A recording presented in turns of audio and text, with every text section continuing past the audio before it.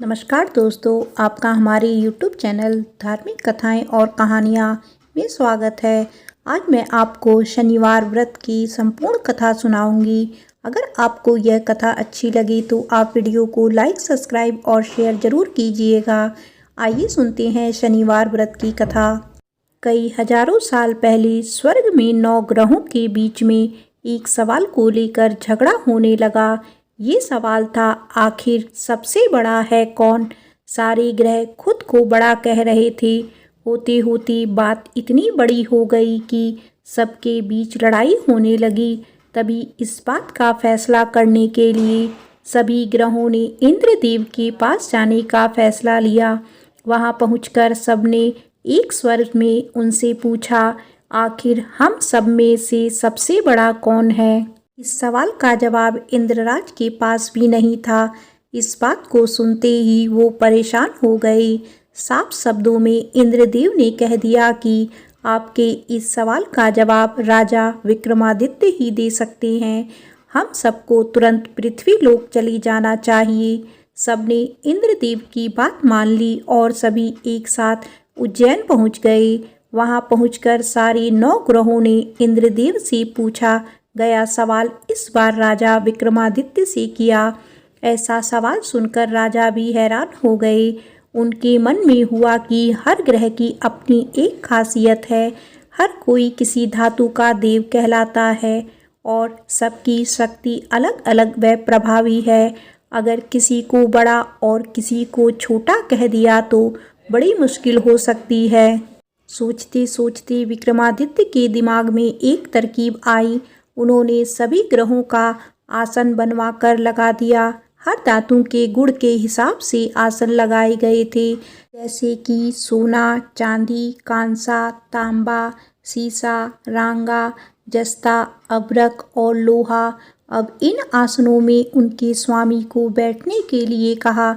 सब एक एक करके अपने सिंहासन पर बैठ गए। सबके बैठने के बाद राजा विक्रमादित्य बोले कि आप लोगों के सवाल का जवाब तो खुद ही मिल गया है।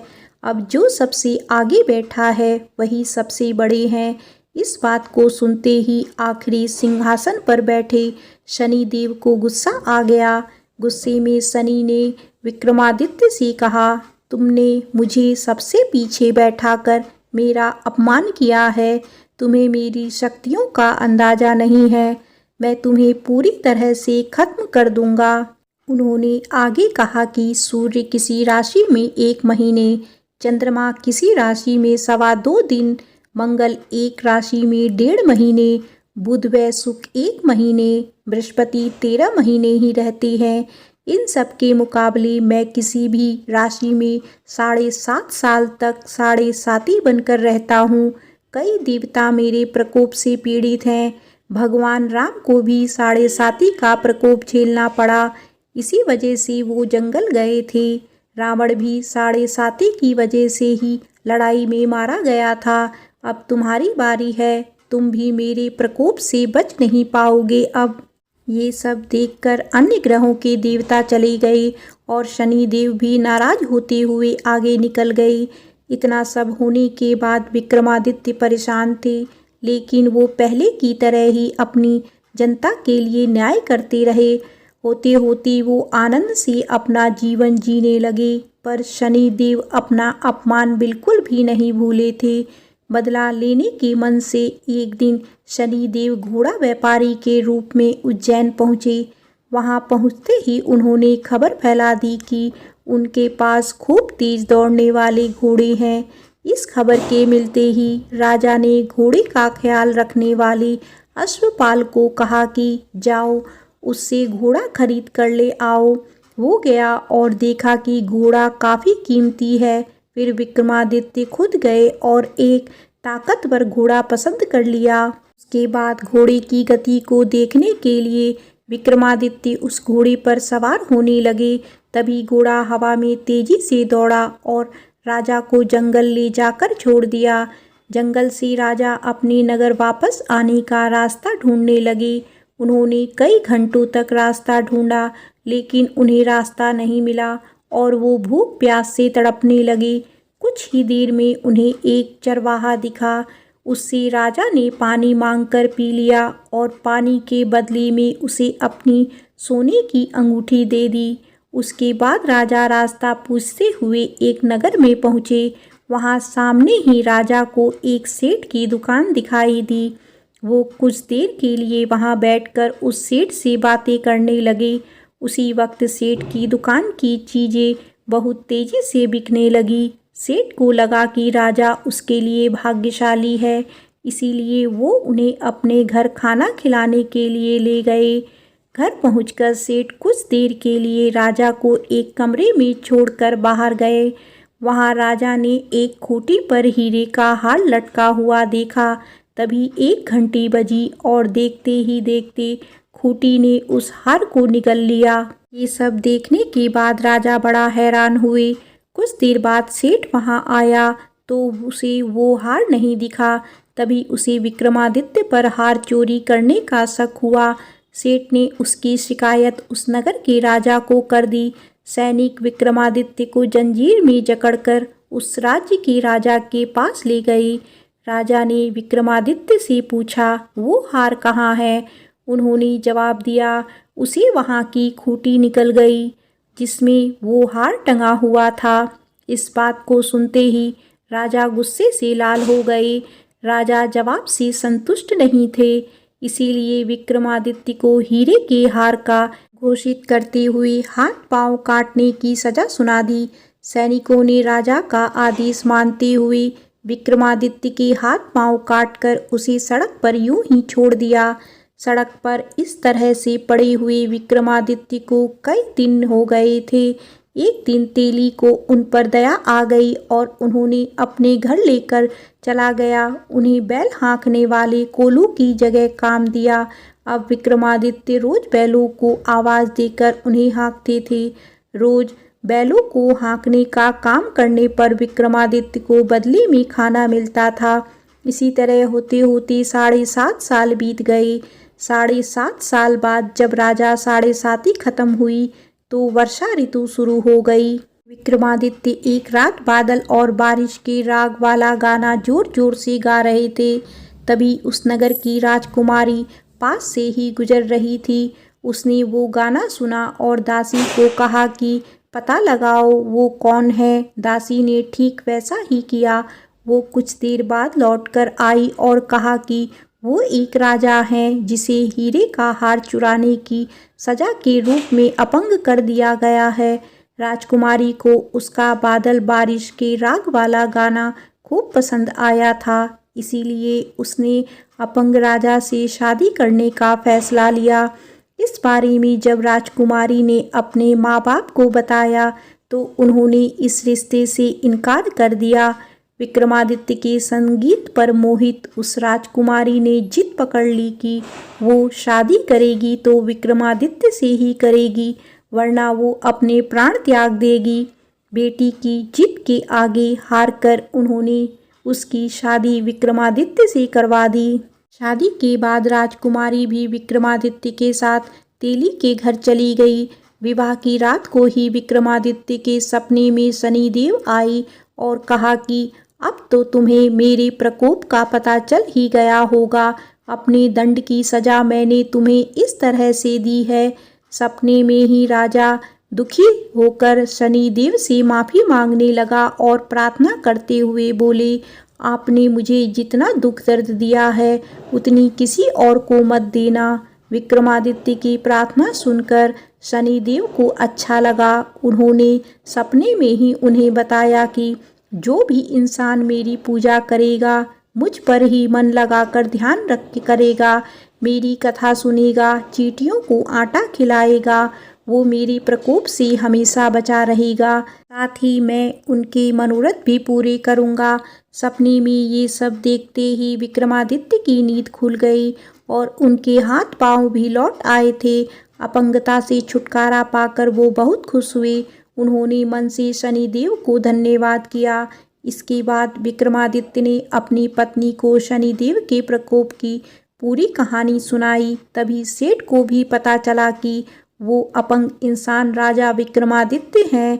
उसने दौड़कर राजा से माफ़ी मांगी। राजा ने भी उसे माफ़ कर दिया। क्योंकि उन्हें पता था कि यह सब कुछ शनिदेव की वजह से हो रहा है। सेठ ने दोबारा विक्रमादित्य को अपने साथ घर चलने के लिए कहा। वहां सब मिलकर खाना खा रहे थे। उसी समय एक और हार खूंटी ने निगल लिया। इस दृश्य को सबने देखा और हैरान हो गए। कुछ देर बाद सेठ को अपने करने पर पछतावा हुआ और उन्होंने अपनी बेटी की शादी विक्रमादित्य से करवा दी। विवाह में सेठ ने उसे खूब सारे आभूषण दिए। राजा विक्रमादित्य अपनी दोनों पत्नियों के साथ राज्य वापस चल पहुँचे।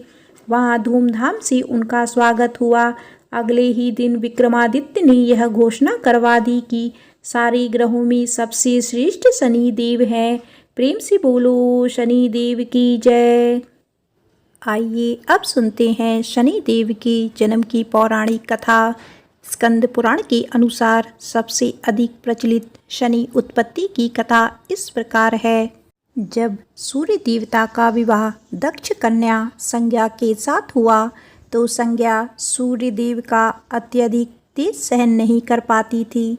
उन्हें लगता था कि मुझे तपस्या करके अपने तेज को बढ़ाना होगा या तपोबल से सूर्य की अग्नि को कम करना होगा, लेकिन सूर्य के लिए वो पतिव्रता नारी थी। सूर्य के द्वारा संज्ञा के गर्भ से 3 संतानों का जन्म हुआ। वैवस्वत, मनु, यमराज और यमुना। संज्ञा अपने बच्चों से बहुत प्रेम करती थी, मगर सूर्य की तेजस्विता के कारण बहुत परेशान रहती थी। एक दिन संज्ञा ने सोचा कि सूर्य से अलग होकर मैं अपने मायके जाकर घोर तपस्या करूंगी और यदि विरोध हुआ तो दूर कहीं एकांत में जाकर तप करना उचित रहेगा। संज्ञा के तपोबल से अपने ही जैसी दिखने वाली छाया को जन्म दिया, जिसका नाम सुवर्णा रखा।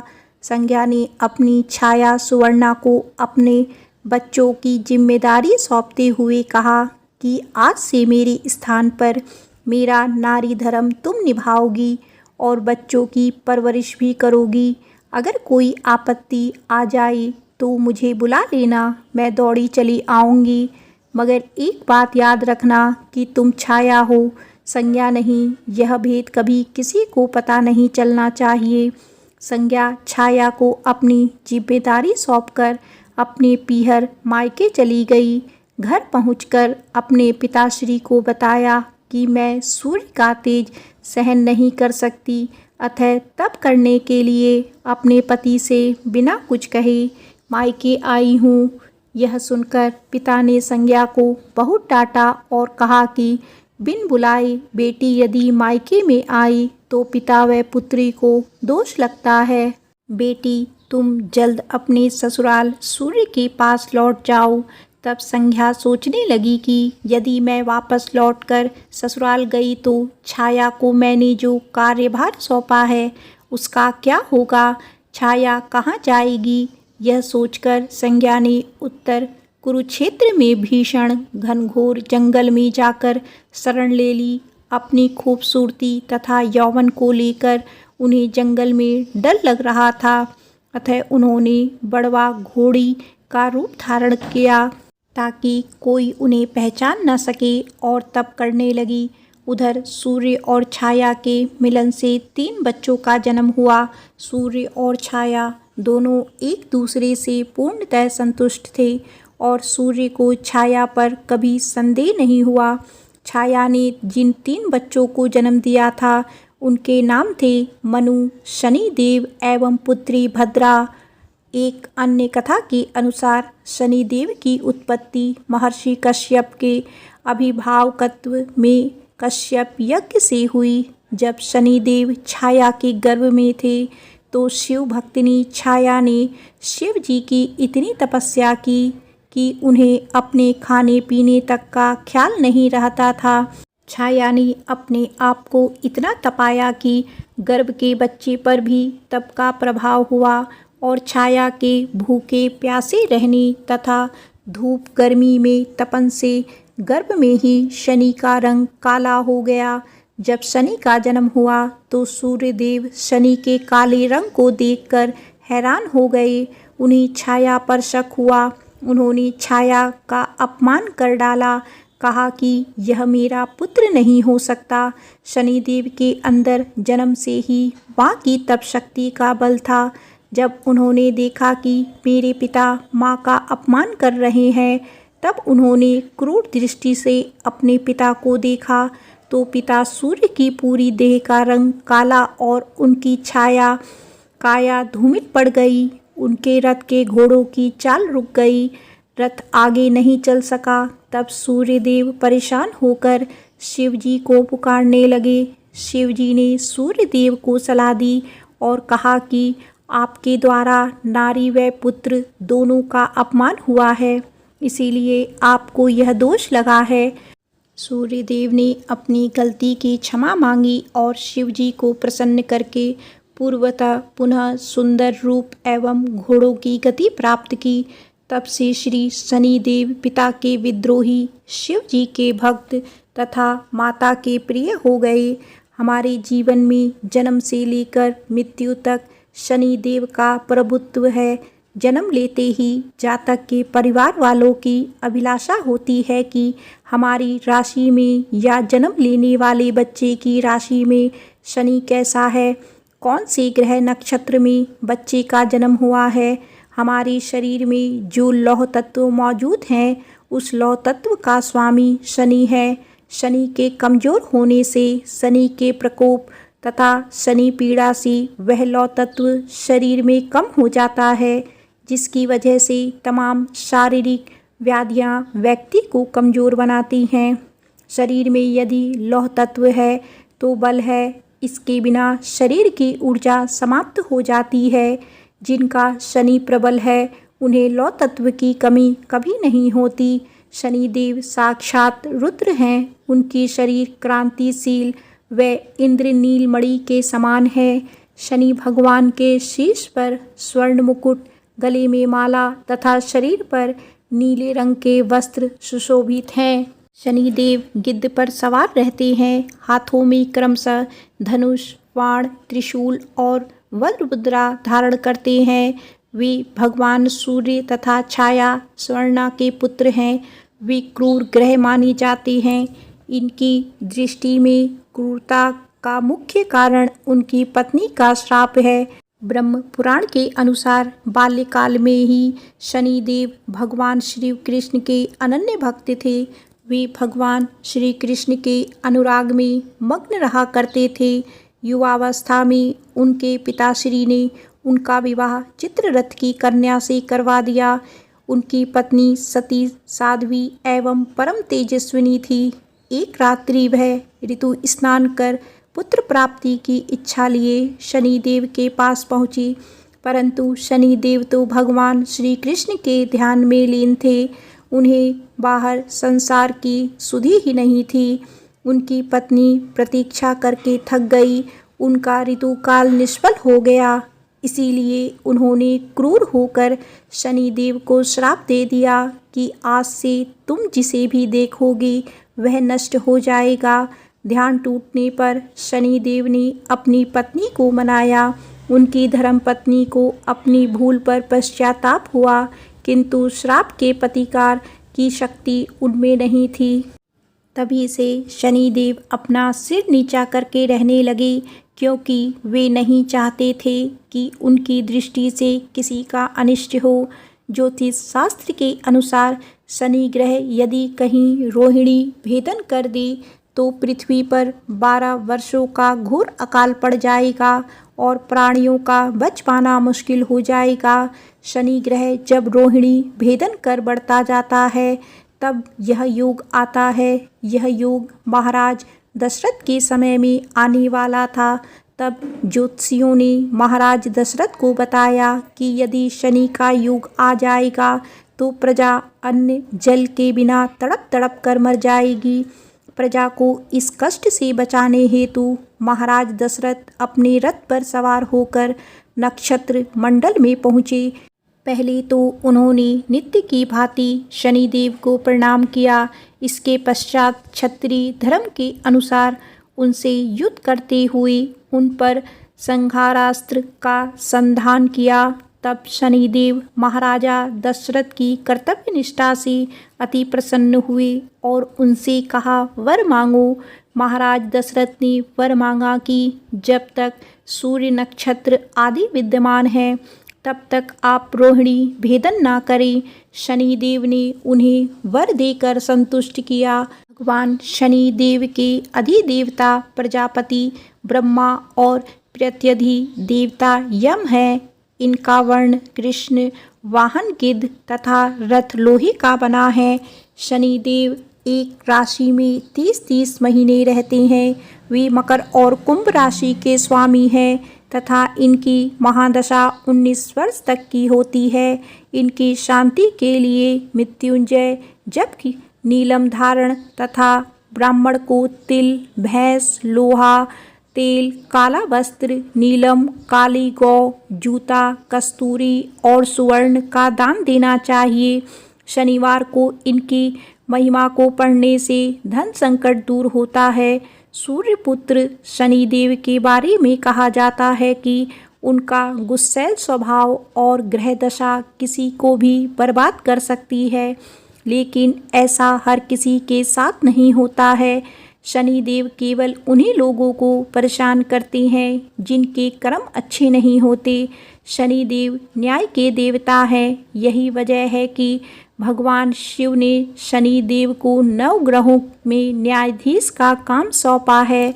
मगर क्या आप जानते हैं कि वह शनिदेव जिनके प्रकोप से सारी दुनिया डरती है, वह खुद भी इन 5 लोगों से डरते हैं। नंबर 1, हनुमान जी से डरते हैं शनिदेव। माना जाता है कि शनिदेव पवन पुत्र हनुमान जी से भी बहुत डरते हैं। इसीलिए ऐसा कहा जाता है कि हनुमान जी के दर्शन और उनकी भक्ति करने से शनि के सभी दोष समाप्त हो जाते हैं। जो लोग हनुमान जी की नियमित रूप से पूजा करते हैं उन पर शनि की दशा का खास प्रभाव नहीं पड़ता। यही वजह है कि शनिवार को शनिदेव के साथ साथ हनुमान जी की भी पूजा करते हैं। नंबर 2, श्री कृष्ण से डरते हैं शनिदेव। अच्छों को अपनी लीला से सबक सिखाने वाले भगवान श्री कृष्ण को शनिदेव का इष्ट माना जाता है। मान्यता है कि अपने इष्ट का एक दर्शन पाने को शनिदेव ने श्री कृष्ण जी की तपस्या की थी। शनिदेव के कठोर तप से प्रसन्न होकर श्री कृष्ण जी ने कोयल के रूप में दर्शन दिए। तब शनिदेव ने कहा कि वह अब से श्री कृष्ण के भक्तों को परेशान नहीं करेंगे। नंबर 3, पीपल से भय खाते हैं शनिदेव।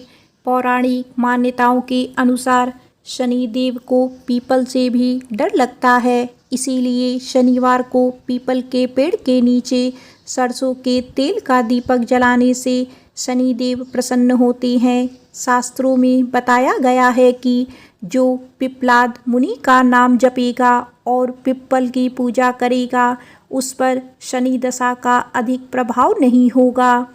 नंबर 4, अपनी पत्नी से भी डरते हैं शनिदेव।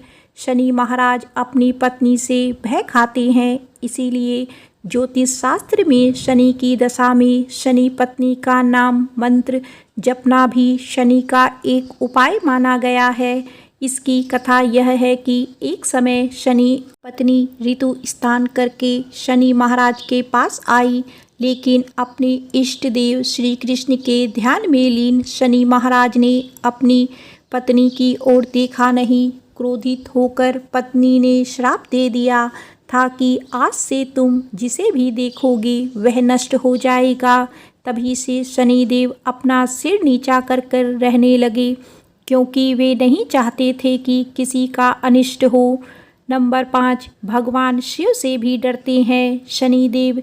पिता सूर्यदेव के कहने पर शनिदेव को बचपन में एक बार सबक सिखाने के लिए शिवजी ने उन पर प्रहार किया था। शनिदेव इससे बेहोश हो गए तो पिता के विनती करने पर शिवजी ने वापस उन्हें ठीक किया। तब से मान्यता है कि शनिदेव शिवजी को अपना गुरु मानकर उनसे डरने लगे हैं। आइए अब जानते हैं शनिदेव की पूजा में तिल का क्या महत्व है। पौराणिक कथाओं में बताया गया है कि शनि महाराज भगवान सूर्य और उनकी दूसरी पत्नी छाया के पुत्र हैं।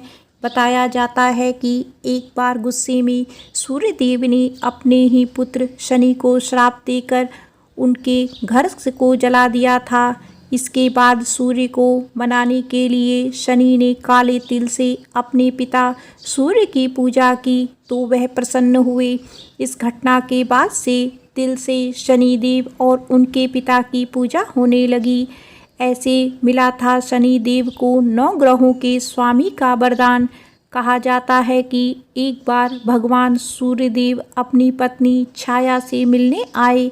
सूर्यदेव के तप और तेज के कारण शनिदेव महाराज ने अपनी आंखें बंद कर ली और वह उन्हें देख नहीं पाए। भगवान शनि के काले वर्ण को देखकर सूर्यदेव की पत्नी छाया पर संदेह व्यक्त किया और कहा कि यह मेरा पुत्र नहीं हो सकता।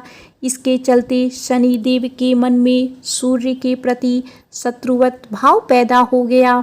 इसके बाद शनिदेव महाराज ने भगवान शिव की कड़ी तपस्या की। भगवान शिव ने शनिदेव की कड़ी तपस्या से प्रसन्न होकर वरदान मांगने को कहा, जिस पर शनिदेव ने भगवान शिव से कहा कि सूर्यदेव उनकी माता को प्रताड़ित और उनका अनादर करते हैं। इससे उनकी माता को हमेशा अपमानित होना पड़ता है। उन्होंने सूर्य से अधिक शक्तिशाली और पूजनीय होने का वरदान मांगा। इस पर भगवान शिव ने शनिदेव को वरदान दिया कि वह 9 ग्रहों के स्वामी होंगे, यानी उन्हें सबसे श्रेष्ठ स्थान की प्राप्ति होगी। इसके साथ ही सिर्फ मानव जाति ही नहीं बल्कि देवता, असुर, गंधर्व, नाग और जगत का हर प्राणी जाति उनसे भयभीत होगा। आइए अब जानते हैं कि हमें शनिवार को किस बातों का विशेष ध्यान रखना चाहिए।